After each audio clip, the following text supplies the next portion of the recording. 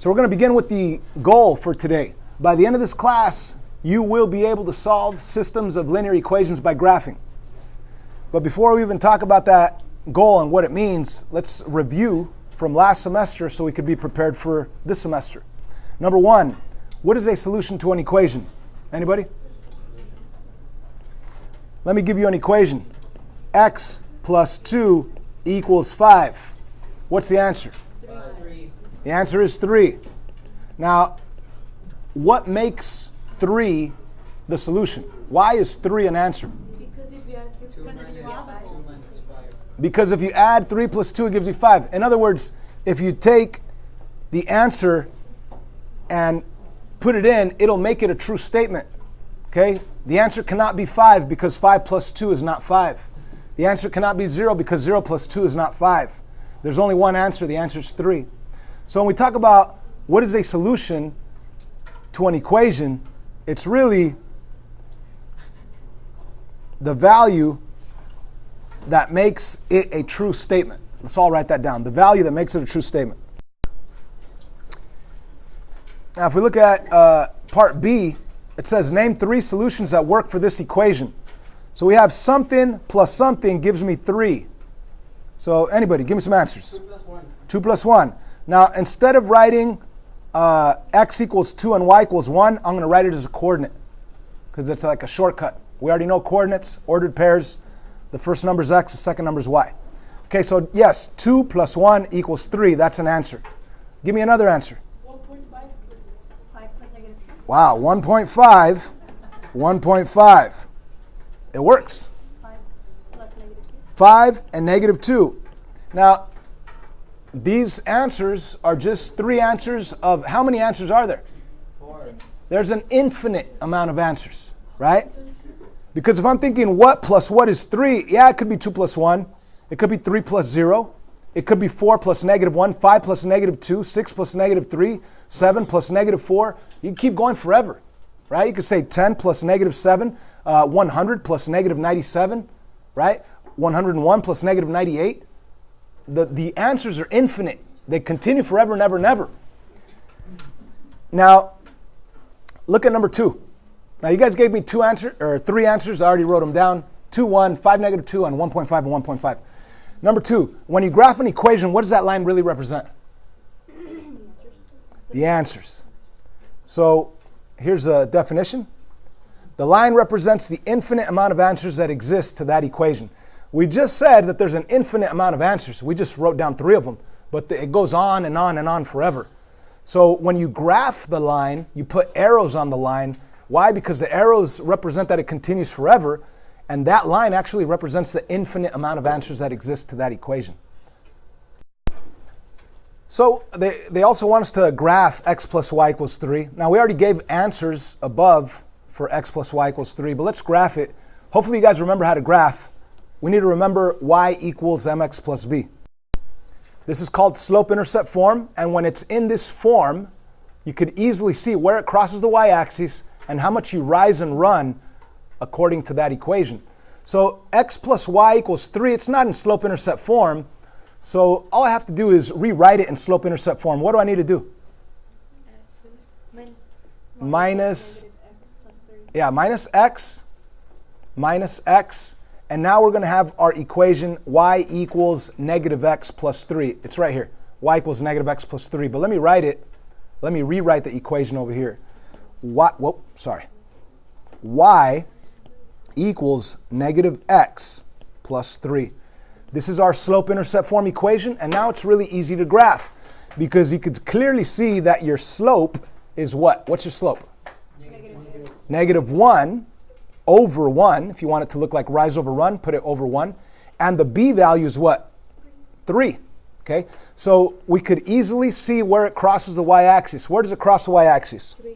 At 3. Let's put a dot right there at 3. Now, what do I do from that point? I go down 1 to the right 1, and I put a dot right here. And then I go down 1 to the right 1, down 1 to the right 1. I could keep going as much as I want, as long as I want to make this line. But here's my line. All I need to do is put arrows on it, and those arrows represent that the line continues forever. Now, this red line represents the original equation x plus y equals 3. Every single answer is represented right here. Even if you were to say 10 and negative 7, if you were to go out to 10 way off the graph and then down negative 7, it'll be on that line. So the line really does represent the infinite amount of answers that exist to an equation. Are you with me? Okay. And of course, this is all review from last semester, graphing lines. The line represents all the answers that exist to the equation. So what I want to do right now is just move to the side and let's talk about, before we move on to this section, solving systems by graphing, let's just talk what is, or what do you think of when you think of the word system? Something that works with each other, okay. What else? Just random, not even to do with math. System. It has like a pattern or something and it like divides by something. Well, the PS4, it has many parts to it. You have the controllers, you have the console, you have certain video games, and you need all parts working together in order for you to play, right? Same thing with like a stereo system, right, in your car, right? You have your radio, you have your subwoofers, your woofers, you have your different types of speakers all working together, right? So a system is many things working together. So a system is many things working together. Now when we talk about a system of equations, it's simply two or more equations working together. So a system of equations is really two or more equations working together. Let me write one right here. So ladies and gentlemen, right here I just jotted down a system. Now what is a system? It's simply two equations or more. It could be 3 equations, 4 equations, but in this class we're only doing 2 equations at a time. So we have a system right here. It's 2 equations, and I need to find the answer. If they tell us to solve, we want to find the answer that works for the entire system. How about this? Look at this top equation, x plus y equals 3, and give me any pair of numbers that work for that. Okay, 5 plus negative 2, right? So that's one answer. Let's write this down. 5 comma negative 2. That's one answer that works for the top one. 5 plus negative 2, that's 3. And if I try 5 right here, 2 times 5 is 10, minus a negative 2, that's not going to give me 9. Alan? 2 times 6 minus 3. 2 times. Okay, so give me your answer in coordinate format. 6 and 3. Okay. So do we see? First of all, do we see how 5 negative 2 did not work? It worked for the top one, but it did not work for the bottom. Okay. So we're still guessing. Alan said 6 and 3, right?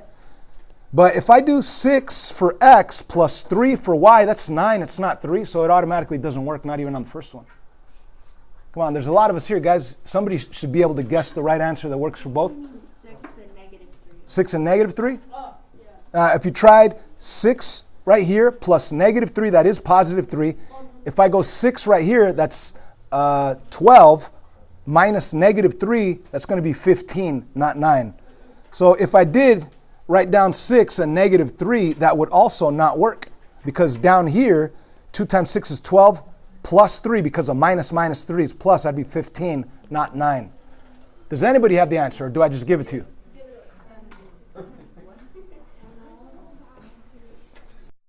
4 and negative 1 is the correct answer. Thank you very much. Now,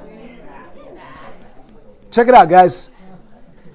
4 and negative 1, that is the answer to the system. Now, what do I mean by that?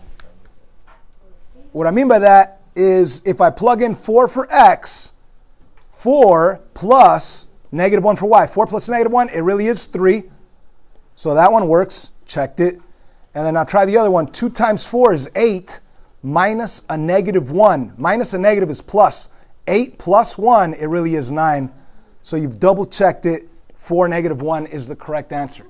It's the only answer that exists to the system. Okay? Now, the question becomes, is this the best method? What do we do here? We just started guessing and checking. Do you guys think that's the best method? No. Heck no, it's not. I mean, if you're bored on a Saturday, yeah, you could just start guessing and checking, right? But when you're taking a quiz or when you're working in this class, this is a horrible method. The method that we're going to learn is a method that we already know. It's by graphing. So ladies and gentlemen, you guys know how to take this x plus y equals 3. You know how to take that equation. You know how to rewrite it in slope-intercept form, and you know how to graph it, correct? Yes.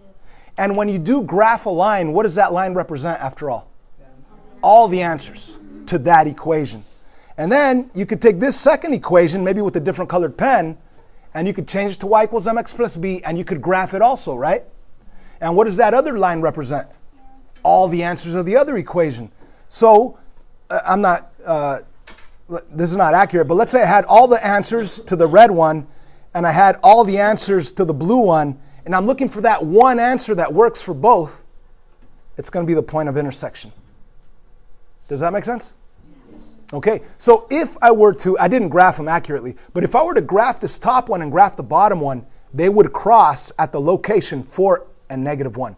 4 on x, negative 1 on y. Cool?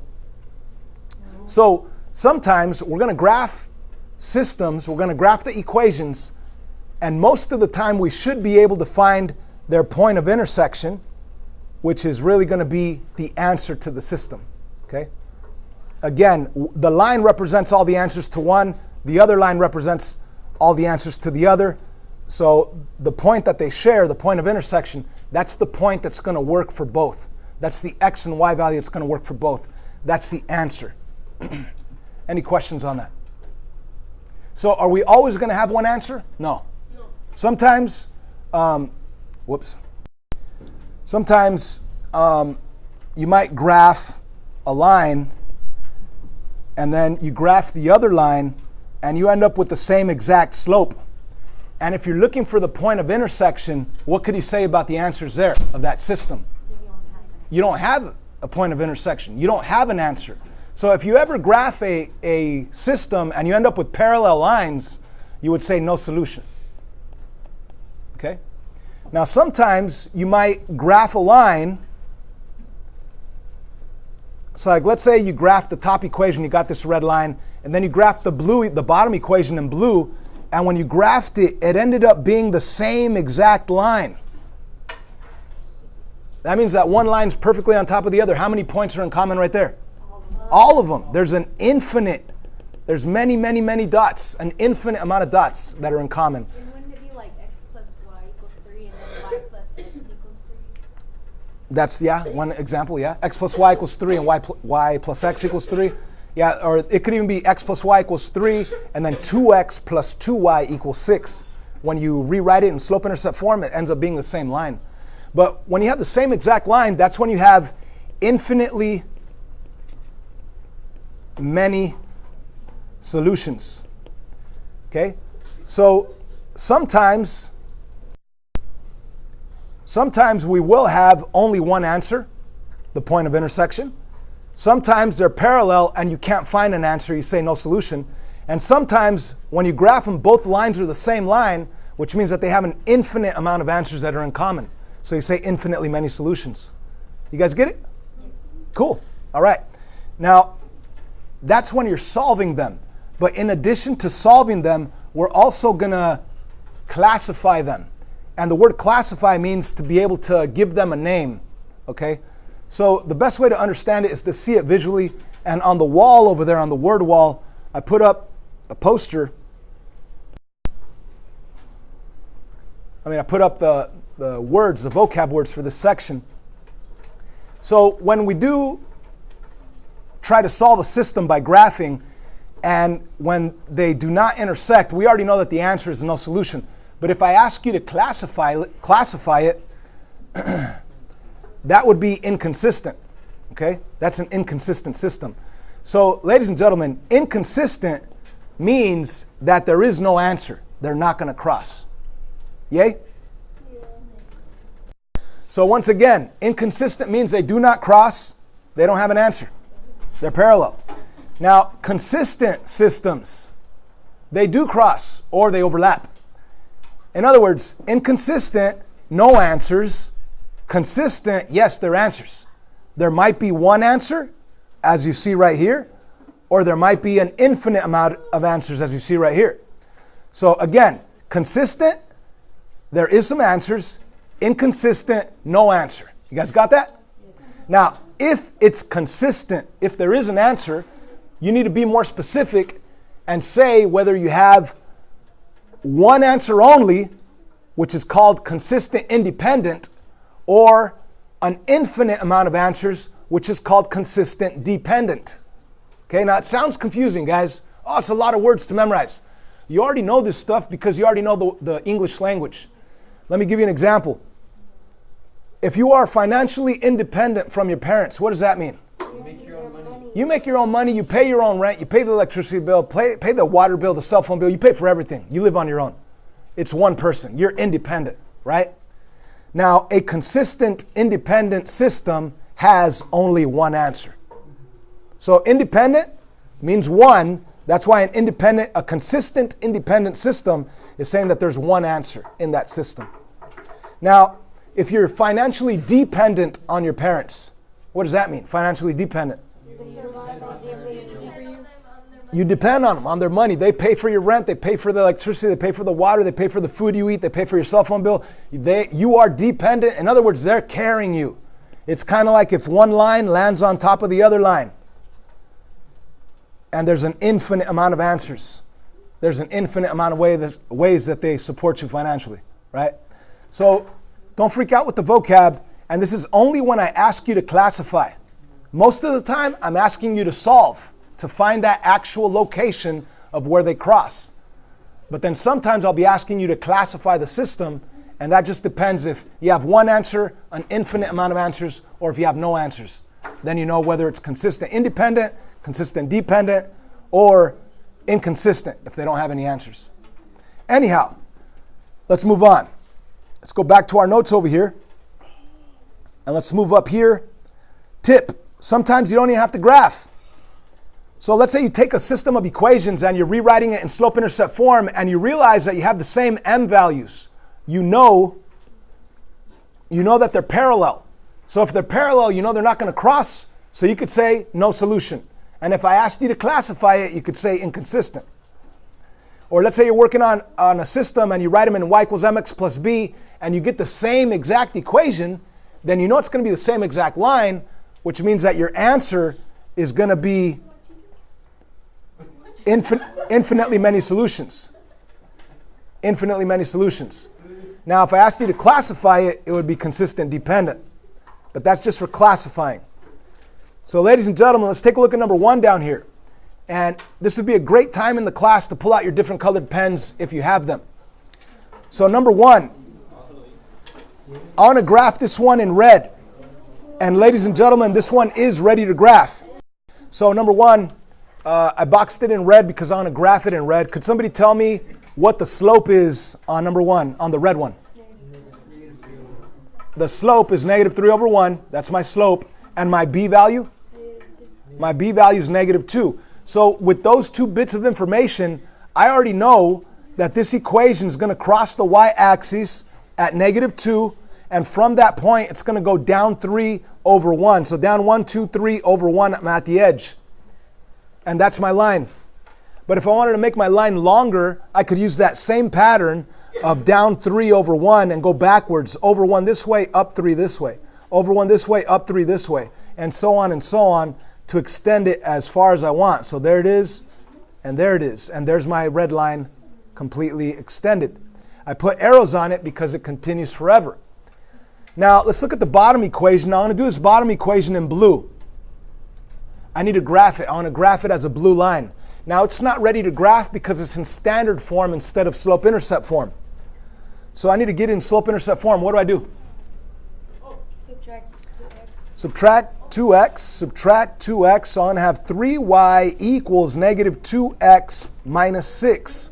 Final step. Divide by 3, divide by 3, divide by 3. And my blue equation becomes y equals -2/3 x minus 2. And now this blue line crosses the y-axis where? Elayla? Where does it cross? That's right, -2. Thanks for paying attention. Now from that point, what's my slope? What do I do? Down 2 over 3. Negative 2 down 2, so you can go down 2 over 1, 2, 3 and put a dot right here. And of course, I could go backwards to extend it further the other way, over 3 up 2, over 3 up 2, and I could draw my blue line going through those 3 dots. Sorry, that's kind of ugly. But the bottom line is, I graphed my top equation in red. This red line represents the infinite amount of answers that exist to the red equation, the top one. I graphed my bottom equation in blue. This blue line represents the infinite amount of answers that exist to the bottom equation. I want that one single answer that works for both. Where is it at? It's right here, which is the coordinate 0 for x, negative 2 for y. So ladies and gentlemen, this is the answer, 0, negative 2. Now, if you wanted to be absolutely positive about that answer, all you have to do is plug in 0 for x and negative 2 for y on both equations of your original system to see if it actually works. So if you were to plug in a 0 for x, that would be 0. 0 minus 2 is negative 2. And if you plug in a negative 2 for y, it's going to say negative 2 equals negative 2. So you know that that works. You checked it. Now if you try 0 and negative 2 for the bottom one, 0 for x cancels out. Negative 2 for y. 3 times negative 2 is negative 6. You will get negative 6 equals negative 6, which also works. So we've double checked it. We're absolutely positive that the correct answer is 0, negative 2. Are you with me? That's the answer. That's it. Most of the time, I'm going to ask you to solve it, and you're going to say the answer is 0, negative 2. Now, I may ask you to classify it.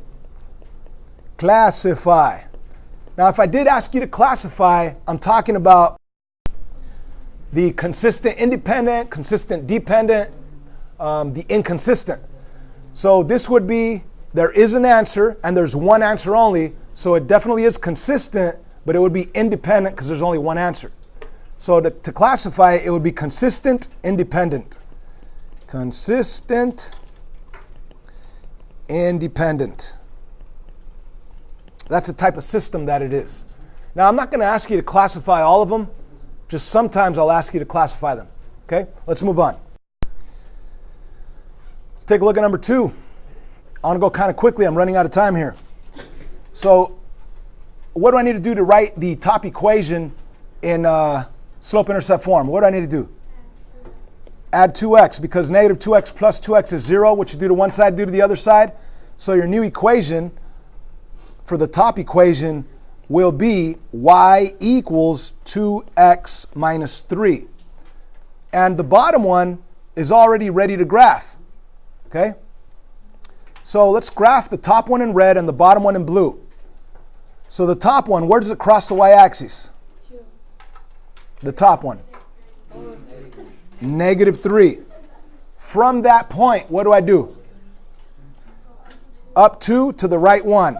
Up 2 to the right 1. Up 2 to the right 1, and so on and so on. There's my red line. Put arrows on it. And now let's go for the blue one. Where does the blue one cross? It crosses at 2, right? The b value is 2, so it crosses at 2. From that point, I look at my slope, which is negative 3 over 1. So I go down 3. Check it out. Down 1, 2, 3 over 1, and there's my next point, and that's my point of intersection. I could continue to go down 3 over 1, but the bottom line is I already know where my answer is at. My answer is the point of intersection, the common point that they share. So the location of that point that you're sharing, what's the location? What's the answer? The x value is 1, the y value is negative 1. That is your answer to the entire system.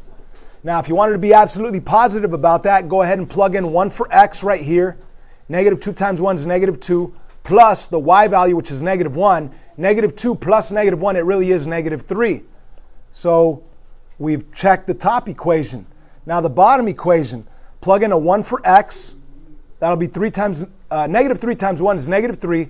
Negative 3 plus 2 is the y value, which is negative 1. So we've double checked it. We know that this is the correct answer. So when I ask you to solve it, the answer is 1 comma negative 1. If I asked you to classify it, then it would be consistent independent. Moving on to number 3. The top equation, I want to graph it in red. Y equals -1. If you want, you could rewrite it as y equals 0x because there is no x, right? There is no y equals mx plus b. It's just y and b. So you could put 0x if you want, and the b value is -1. So it crosses at -1. The slope is 0, which means that it's totally flat, no steepness at all. And there's my red line. Now the bottom line, I want to graph it in blue by subtracting 3x, and I get y equals -3x plus 5. So that one crosses at 5 way over here, and then from that point it goes down 3, 1, 2, 3 over 1, down 1, 2, 3 over 1, down 1, 2, 3 over 1, and here's my blue line. Again, when I graph the red line, it's representing all the answers of the top equation boxed in red. When I graph the blue line, it's representing all the answers of the bottom equation in blue.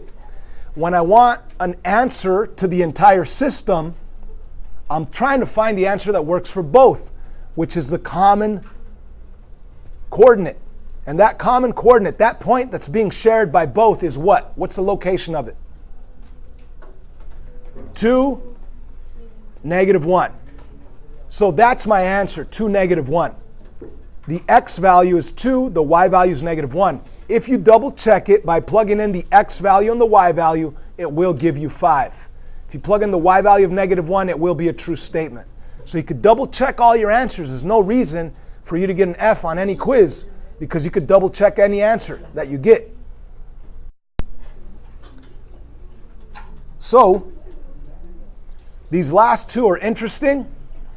Do I even need a graph number 4? So do I need a graph number 4? No, why not? Because just by looking at it, I know what? The slopes are the same. If the slopes are the same, you know they're going to be parallel. If they're parallel and you're trying to find the common answer, the common point that they share, you know you're not going to find it because they never cross. The slope is 2, the slope is 2. I already know that the answer to this system is no solution. That's my answer. Let me actually go through and graph it. The top equation on it go in red. It crosses at 3. From that point, I go up 2 over 1. Backwards, it's down 2 over 1 this way. Down 2 over 1, down 2 over 1. So there's my red line.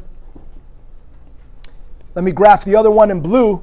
This one crosses at -5, and I go up 2 over 1, up 2 over 1, up 2 over 1, and so on and so on. As you can see, the red line and the blue line will never cross.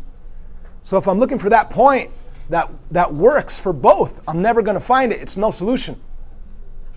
Do we understand that? Let's look at number 5. Number 5. If I wanted to graph that top one, I need to get y by itself. I want to have to divide by 2, divide by 2, divide by 2. If I divide everything by 2, my top equation becomes y equals what? 4x plus 6. For the bottom equation, I want to get y by itself. I have to get rid of that minus 4x. So I go plus 4x, plus 4x. You have y equals, let me write it over here better, y equals 4x plus 6. Look at both equations, guys. They're the same identical equation. I don't even have to graph it because I know if I graph it, it's going to be the same line. And if I'm looking for points that are in common, if I'm looking for that one point that's in common, if it's the same line, then they have an infinite amount of points that are in common. So the answer to this is infinitely many solutions. That's the answer, infinitely many solutions. So I just graphed that red line, the top equation, and if I graph the blue one, it's going to be the same exact line. So obviously they have an infinite amount of answers that are in common, so infinitely many solutions. So those are the answers. Now, if I told you classify number 4, if I told you classify number 4, how would you classify that as? You would classify it as inconsistent. Obviously, if they're parallel, it's inconsistent. So it would be inconsistent. They do not cross. Now number 5, if I were to classify number 5, what would that be? Consistent, dependent. Consistent, dependent, right? Again, if we look at the word wall, there's consistent, independent, that means one answer only, and there's consistent, dependent, where there's infinite amount of answers. So consistent, dependent is number 5, if you were to classify it. And that's about it, guys. I do want to reiterate that when I ask you to solve it, I'm looking for the pair of numbers that works. Now, sometimes you're not going to be able to find it. You're going to say no solution. Sometimes there's an infinite amount of solutions. But every now and then, I'm going to tell you to classify. And that's where we deal with the words on the wall over there. Consistent, independent, consistent, dependent, and also inconsistent if they don't cross.